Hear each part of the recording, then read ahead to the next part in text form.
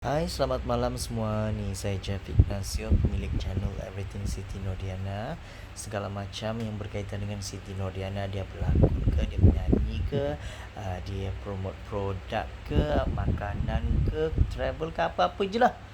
Termasuk kes yang terbaru, kita share dekat channel ni. Tapi saya nak sarankan anda semua untuk bila nak komen tu, kena berhemah lah ya.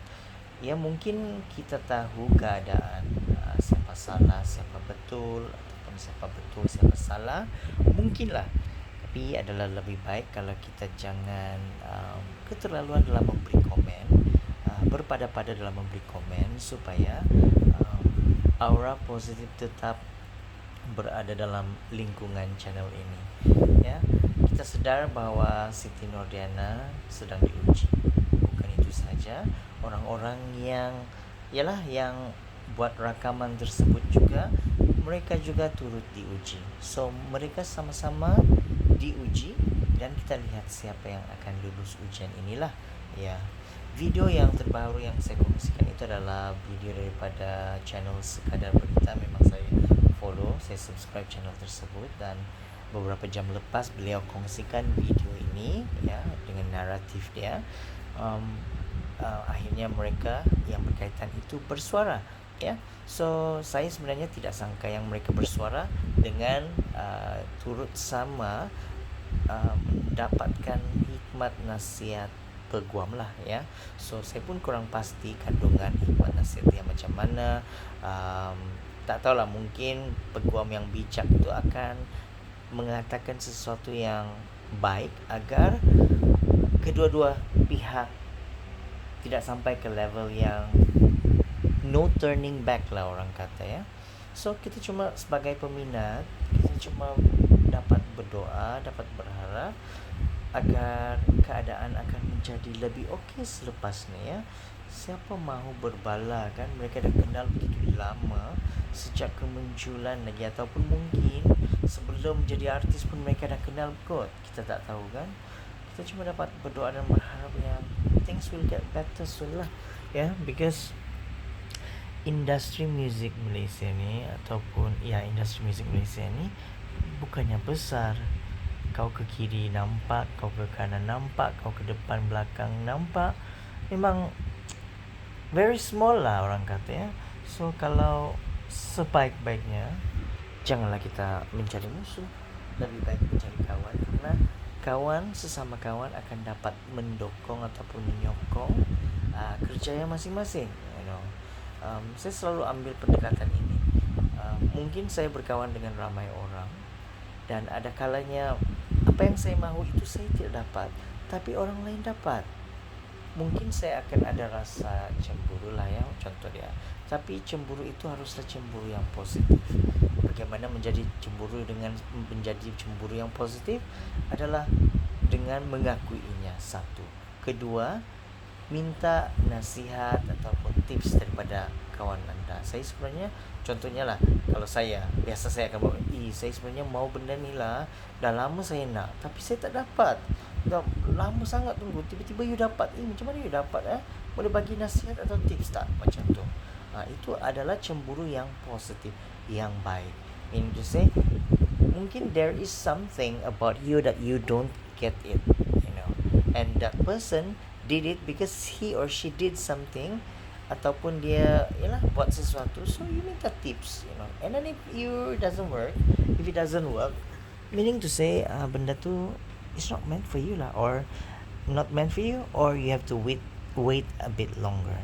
See sejauh mana kesabaran you, keikhlasan you, kejujuran you, dan lain sebagainya. Okay, so tak adalah kaitan dengan yang kes-kes yang inilah. Because for me, semua nama-nama yang terlibat ni adalah nama-nama yang pernah hebat suatu ketika dahulu ya.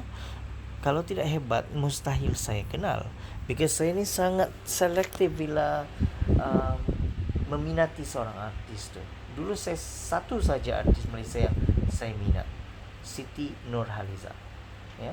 Slowly saya minat beberapa artis, tapi selepas berbelas tahun, tiba-tiba saya jadi minat Siti Nordiana. So I am very very selective with artis yang saya minat. Saya bukan hanya minat artis yang boleh menyanyi dengan baik atau berlakon dengan baik apa ke, tetapi seorang artis itu yang mampu memberi impact pada kehidupan saya. Maksud dia, orang itu boleh menjadi inspirasi untuk saya menjadi manusia yang lebih baik di masa depan. Yes, kita tak boleh jadi sempurna. Siapa-siapa pun manusia dalam dunia ini tidak akan boleh jadi sempurna. Tapi we can always be a better version of ourselves. Kita boleh dan kita harus menjadi better version. And saya selalu tekankan ini dalam hidup saya. Pesaing saya bukan orang lain. Pesaing saya adalah diri saya sendiri. So apapun yang saya ingin lakukan, my benchmark is myself. How am I setahun yang lepas dengan yang sekarang? Adakah saya lebih baik? Ataupun ada benda yang buat saya kurang sikit? Bagaimana nak jadi lebih baik? Macam itulah. So, betul lah, manusia tidak sempurna. Kita tidak boleh menunding jari ke arah orang lain tanpa usul periksa. Ya betul, ajaran bukan setakat Islam, ajaran agama saya juga seorang Kristian mengajarkan untuk tidak mempermalukan orang lain. Even though benda tu betul ya, tak boleh buka aib orang lain, and even though benda tu salah pun juga, itu between you and the person. Tak perlu sampai nak canang satu dunia, contohnya lah macam itu. So saya selalu percaya bahawa agama itu mengajar kebaikan, tapi yang lemah itu adalah si penganutnya. Bukan salah agama tu, orang yang menganutinya. So right now, sekarang ni sama-sama kita ambil pendekatan tunggu dan lihat, doakan yang terbaik untuk mereka semua. Kita doakan juga agar mereka tidak berkeras hati sesama, kerana mereka bukan orang lain, mereka sudah saling kenal mengenali. Semoga apa yang terjadi ini menjadi satu pengajaran dan mereka mungkin menjadi utuh di masa hadapan. Sometimes case yang macam ni membuatkan anda fikir yang menjauh dari kawan, sudah kawan macam ni tak baik apa semua. Tapi percayalah, sebenarnya terlalu banyak pengajaran yang kita boleh ambil dalam keadaan sekarang yang terjadi ini. Kita boleh relatekan itu dengan kehidupan kita sendiri. Saya ada kawan yang begini, saya memaafkan, menerima kelemahan, dan kita jadi baik-baik. Ada juga kawan yang it's better to stay away because mereka itu toxic. Begitulah.